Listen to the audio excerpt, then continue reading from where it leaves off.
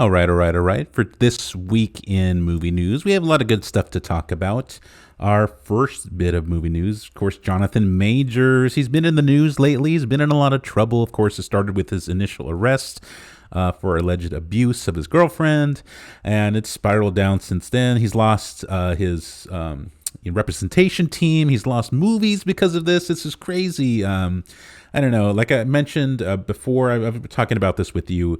I believe that, he should be, innocent until proven guilty. I mean, look at all the chances that they gave Ezra Miller and whatnot. I had no idea what's going to happen, but Alec Baldwin's charges have been dropped, so he is he's doing all right. That's true. But I mean, this is way different. Because this is a lot more murky. I mean, with the Alec Baldwin thing, it was clear that it wasn't his fault. I mean, I knew that there was some stuff going on, and I knew it wasn't his fault because Alec Baldwin was a professional actor, of course, and I know he wouldn't do this stuff on purpose because of course, he's not going to shoot somebody with the cameras rolling. I mean, it was just clearly an accident. It was the responsibility of the armorer to make sure the guns were safe. There shouldn't have been a live round. I mean, there shouldn't have been like a gun with a round in it. And it was a whole, that was a whole issue. That was, of course, it was obviously not Alec Baldwin's fault. I definitely saw that acquittal coming, or the dropping of the charges and whatnot. But this is a little different. Jonathan Majors, I want to give him the benefit of the doubt.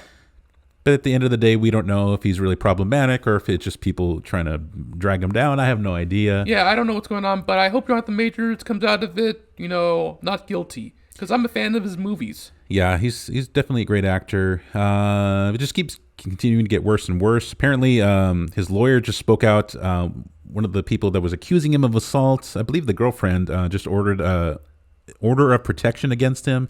They said it's like a standard thing. But it doesn't look good on his part. Makes him it seem like, she's trying to get protection from him because she's worried about him, worried about him coming after her again. I don't know. It's a whole thing. Definitely not a good time to be Jonathan Majors. Well, I'm concerned about him, and I hope he is, feels better about this at the end of the stuff. Well, but I hope he. It's one of those tricky.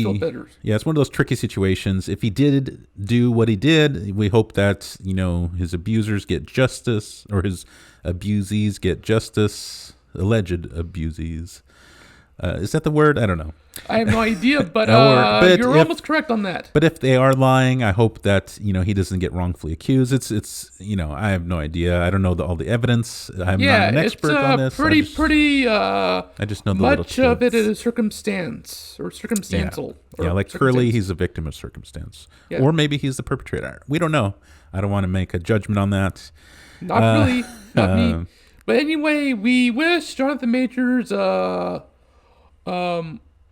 get well, and we hope that he's doing all right, and we hope he is back to making more movies. All right, next bit of movie news. The great Patrick Stewart. He's been in, have you seen the Picard, the new Picard series at all? Oh, yeah, I've seen it, but I've seen clips of it on YouTube because, unfortunately, I can't see it on Paramount Plus because, unfortunately, I don't know how much it costs.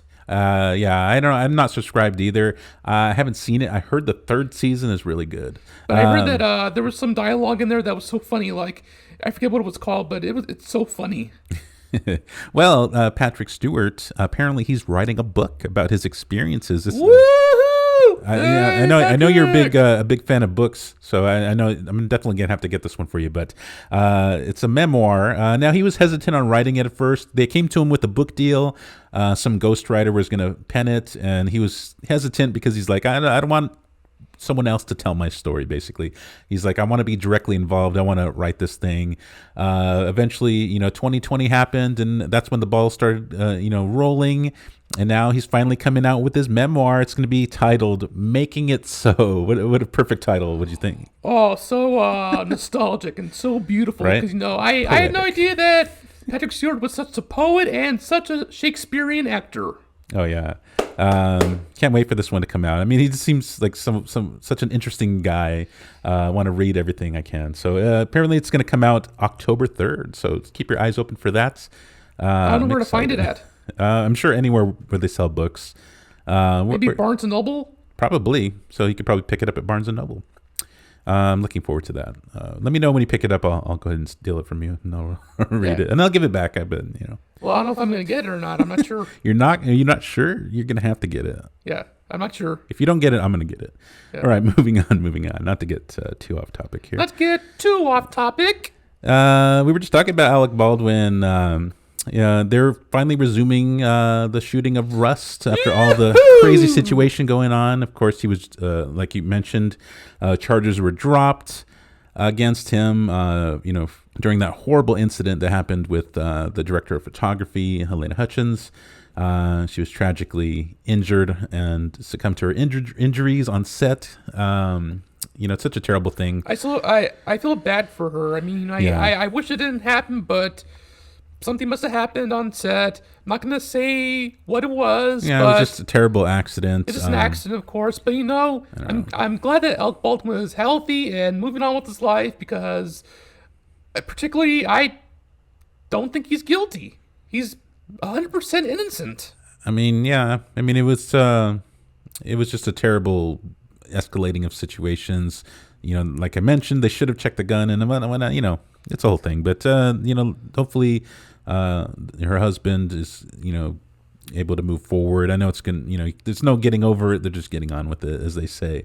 But yeah, they're moving on with the movie. I don't know if I would have done the same. Who knows? Maybe she would have wanted that. I don't know. I have no idea, but that is a mystery that's probably solvable, or I am not sure. Yeah. All right. Next bit of movie news. Drake Bell. He's been in the news for. Remember we were just talking about him the other day and how he went missing, and it was a whole thing. They were looking for him. They said he was in danger. Apparently, we found out because he was threatening suicide. He had a fight with his wife, and of course, I believe sometime last week she announced that they're getting a divorce. It was a whole thing, and that and now he's saying online people are trolling him, calling him a pedophile because the allegations against him. He was trying to, or I don't know if it's allegations or if he was actually convicted of anything. I don't know. I didn't look that deep into it. But he was accused of trying to meet up with a minor at one of his shows. It was a whole deal, and I don't know. Now, because of people calling him a pedophile online, he's threatening suicide. He's saying that the people calling him that will have blood on their hands. It's what do you think about this? I feel like I think it's a load of nonsense. I mean, the guy's young. I mean, maybe he isn't what he is, but he's a good actor. We know him from the Drake and Bell show. They did a Drake and Josh. Yeah. Drake and Josh. But the thing is that they did a Blues Brothers routine, which was so hilarious and so nostalgic. I don't remember that. It was so funny. Yeah, and then he also did a voice of Spider-Man. I remember one that. Of the Spider-Man cartoons. He was like one of the Spider-Men, but I remember that Neil Patrick Harris did the voice of Spider-Man. Oh yeah, I remember that. The 2000s. It was like that 2003 or something like that. It was like that 3D animated Spider. That was actually a good show. It was actually good, but not to get too off topic. Michael Clark Duncan reprised his role as Wilson Fisk. That's right. I forgot about awesome. that. Yeah, I need to take we need to do a rewatch of that. That was great. Yep. Not to get too off topic. Ladies and gentlemen. But yeah, I mean, definitely he needs to get his mental health in check. He's going down a path that's not going to end well. Even if he did what he did, he needs to get help. He needs to get his mind right. This is not good, threatening suicide and all that stuff. I don't know. He needs to reassess his entire life. Moving on. Ghostbusters. Have you seen all the latest stuff coming out about Ghostbusters Afterlife sequel? Yeah. The sequel to Afterlife. Oh yeah, I peeked a little at the quote unquote stuff. The spoiler images. There's some spoiler images that leaked. We're not going to say them on here. We're not going to say them. This is spoiler-free there's podcast. There's some reoccurring cast members from the first movie. They were popping up. Interesting stuff. You have to check it out. Of course, as expected, cast members from the first Afterlife movie are returning. Paul Rudd is back as Mr. Gruberson, of course, and then McKenna Grace is just she released a picture of herself in full getup and a song as Egon Spangler's granddaughter. And she did a song. Oh, what about the song? for Ghostbusters Afterlife. She did a soundtrack. She did. Oh, yeah, that's right. sung She the did a song. song on there. That's right. I totally forgot about that. So I'm totally excited for this movie. How about you? Oh, I am super, super excited. I'm a nostalgic fan of the Ghostbusters. Oh, yeah. I'm a fan of Bill Murray's comedic acting. I hope he makes a large role instead of a cameo. I hope he's back. I don't know. There's people aren't uncertain if he's back. Ernie Hudson has gone on the record saying that the character of Winston has a way bigger role in this movie, which I'm excited for. That's something that, I feel like, in the past movies, he's always been kind of pushed to the side. Now I feel like it's time for Winston to shine. That's going to be great. He did say something that may have hinted towards the other actors coming back, the original OG Ghostbusters.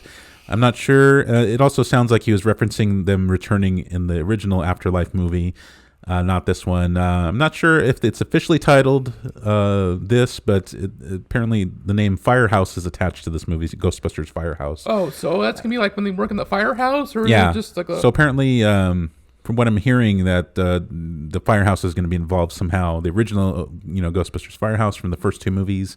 So we'll see. We'll see what happens. I'm excited. I'm excited for this one. Hopefully, it's more on par with the first two movies that feel. I want to see New York again. That's a big part of those movies. It's a big heart. Adds a lot of heart to those Ghostbusters movies. It does. All right. Next bit of movie news. Zoe Saldana, who plays Gamora, says that she's playing Gamora no Mora. Apparently, in Guardians of the Galaxy Volume 3 is going to be the last time we see her in the role. Yep. Did not see that coming. Yeah. Now, there's no spoilers here or anything like that.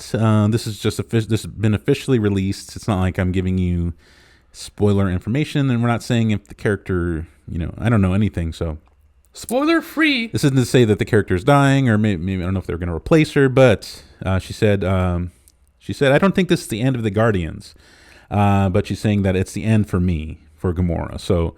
I don't know if she's going to go off somewhere on her own, or if, what happens to her in the movie. We'll have to see. Wait and see. It's coming out soon. I want to do a review of that. We should go check it out. We should go see that in theaters together. Maybe. Yeah. Well, whenever your schedule is clear. Yeah, I know it's hard to find time, but I definitely want to check this one out. It's going to be the end of an era. I love James Gunn and what he did with these movies. Very, very nostalgic. Yeah, he's definitely one of the best directors to ever, partner up with Marvel. Very And I'm excited to awesome. see what he's going to do with the DC universe. I have no idea, but are they making a new Suicide Squad movie? I don't know about that, but right now they're working on Superman Legacy. They're doing a new Batman movie, Brave and the Bold. Not the one with Robert Pattinson. It's going to be a separate one, part of this new DC universe. Of course, we got Flash coming out. I want to talk I saw about the movie trailer and it was excellent. It was definitely cool. A lot of people are saying this is like great. I don't know. We'll have to see. I want to check it out. Now there are rumors. Now it's not true, but there are rumors that Danny DeVito's Penguin might make a small cameo. I'm not sure, but Oh, really? I heard about it. Does he come out of a couch naked? I have no idea, but I heard it might be. Now this has some heavy spoilers, so I'm not going to spoil it, but there are different variants of the Penguin. Apparently, he worked for Thomas Wayne. He was a different person when I can understand from. He was very different. There are different variants of the Penguin, if I may say so. Interesting. I don't know. It's one of those things. It's one of those movies where people are like expecting there to be cameos galore, but I don't know if it's probably going to be. What if it's going to be like what Multiverse of Madness turned out to be, where it's like, they kind of scratch the surface, but they don't want to give too much to overclutter the movie. I don't know. We'll see. Only time will tell. But definitely interested in seeing Keaton come back. That's the main reason why I want to see this movie. My favorite Batman by far. All right, moving on.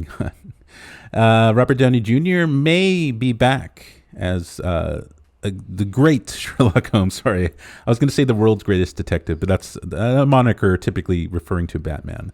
But he is also the greatest detective, Sherlock Holmes. They may be working on Sherlock Holmes 3, according to Susan Downey and Amanda Burrell. Some of the producers of the original first movies, they had a lunch or something with Downey Jr. and they said that he's open to it. So that may be something coming down the pike in the future. What do you think about this? Oh, it's gonna look awesome.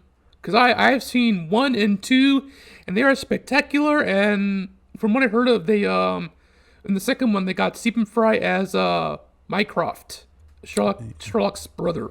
That's right. So it's a perfect twist. And they got Moriarty in the second one. Yeah. I don't know. I liked them. I enjoyed them. I liked the action packedness. It's a different take. Oh, it's a very artful, very nostalgic. I didn't know what they were gonna do, but when I saw it, it looked a little slow. But then when I saw it, it started to pick up a little bit. The pace was a little faster. Yeah, it definitely had like a very like an action twist to the typical Sherlock Guy Holmes. Ritchie. And I like the slow mo scenes where he's like, he's very like specific about his movements, and he pinpoints like where to punch somebody to take him out, and it shows his mind slowing down time almost to kind of decide where he wants to hit somebody to take him out efficiently. I thought that was kind of cool. So we'll see if we get another one of these movies. That'd be great. Yep, I hope. But there is a new Guy Ritchie movie. I don't know what it is, but I have no idea what it is. I don't know.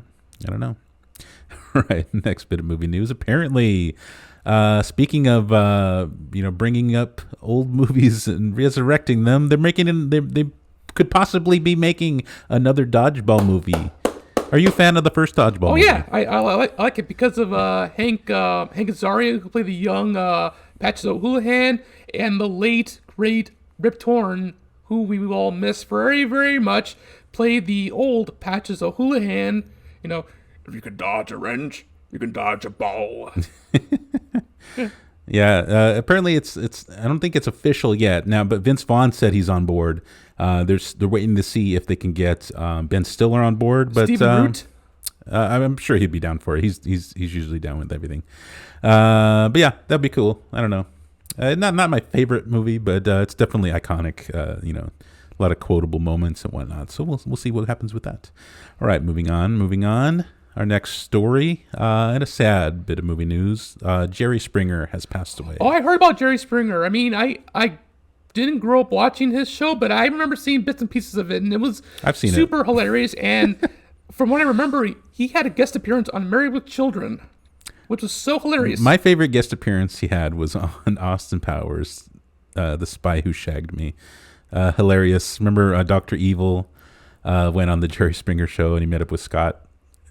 And then he had a fight with like some of the other. It was like sons and their evil fathers or something like that. And then there was like a KKK guy. He stole his hood, and I don't know. It was hilarious.